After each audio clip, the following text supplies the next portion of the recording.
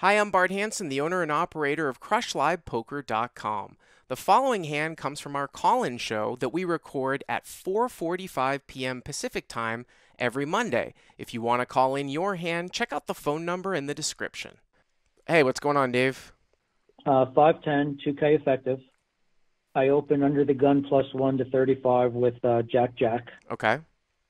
Hijack, who's a decent player, and the big blind, who's a total unknown, both call. Okay.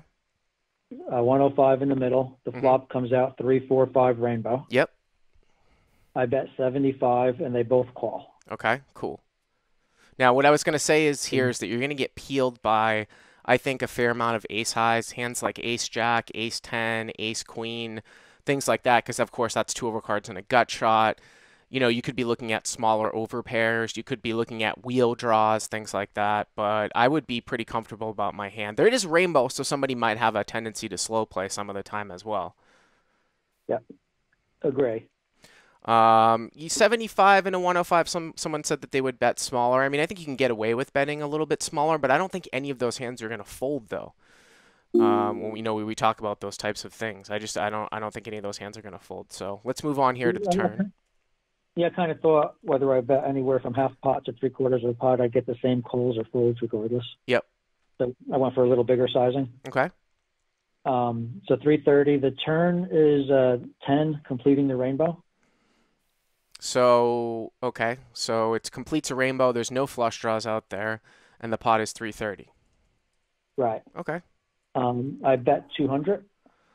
Now, this might be a little bit large here because of what happened in the sense that, you know, you've bet into 2 people and now you're betting again. So remember what we talk about, how we want to try to, you know, at least have some bluffs in our range. 200 might be a little bit larger. I might go 150. I mean, I don't think it's terrible. You are playing 510, so I assume that there's some more competent players that are playing. I think that if you're playing like a 5-5 game, especially with the guys that are, you know, fair amount of recreational players, a 2/3 pot size bet on the turn is fine. Here, it might be a little bit larger. It really depends on the players, you know, that are in the hand. You said that the big blind was an unknown and the hijack was a regular. Right. Yeah. And given a choice, I'd like the big blind to call and the hijack to fold, right? Well, I mean, you want the hijack to call with worse.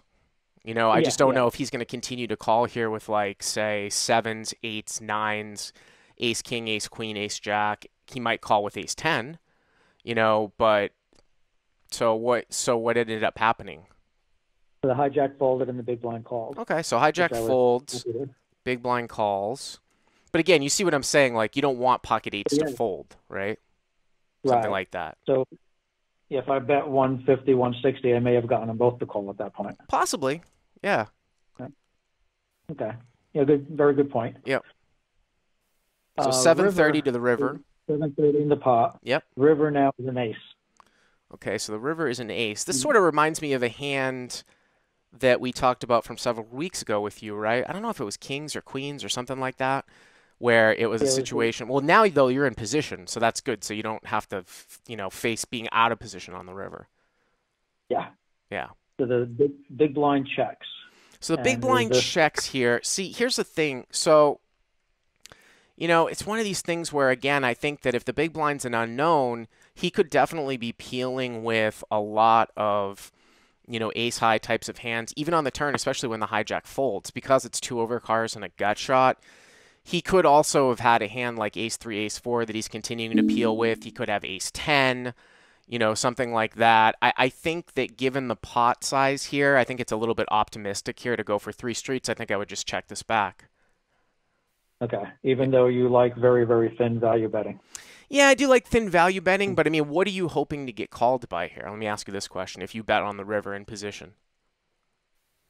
There's really not much that makes any sense to call. Right. I mean, 8s and 9s should be folding out. Maybe they would call the turn, but I can't see them calling the river. I mean, it's a good triple barrel run out if you were to continue to bet into, you know, 2 people. But, I mean, the counter to this, though, too, here is that your hand looks extremely polarized in the sense that a lot of players won't even bet, you know, they won't bet any single pair here at the end because it's a one-liner to a deuce. So I always talk about that whole thing where Sometimes you can actually bet thinner on a run out because people will look you up because they don't see anybody else in the player pool really bet that thin.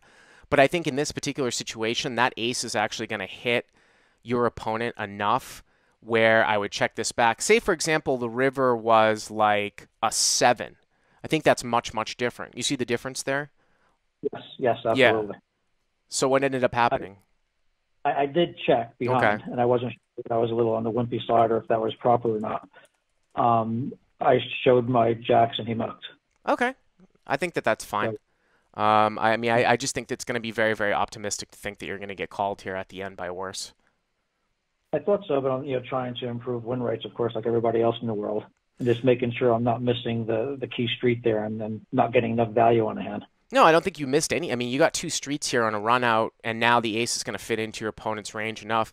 I'm in the live chat here too, as I always am on Mondays, and this guy Meth541 says, "Is checking the flop sometimes here a small percentage good?" And I think that you can mix that into your game a little bit against better players, where you will check over pairs on ragged boards to sometimes, if you're playing against the same competition, um, it will sometimes it will sometimes protect your checking range, where it's not like you're always giving up if you check on a ragged board. You see what I'm saying? Yeah, I like the question. I like the discussion on that, but does it make a difference that it went three-way instead of heads up on whether or not you check that flop? Um, I mean, you could make a case for protection. You also, 2 jacks are vulnerable to 3 overcards, so you might not, the lower the over pair, the more you might say check, and maybe pocket aces might actually be a better hand to check here on the flop, Okay. as opposed to like say 10s or jacks or something like that, and also 2 multi-way. So I appreciate the call, Dave, as always. Thank you, Bart. Hey guys, if you like what you've seen here, please click on the subscribe button and you'll get notified every time we put up a new video. And if you want to check out CrushLivePoker.com for the first month free, use the code YTA100. Click on the link right there.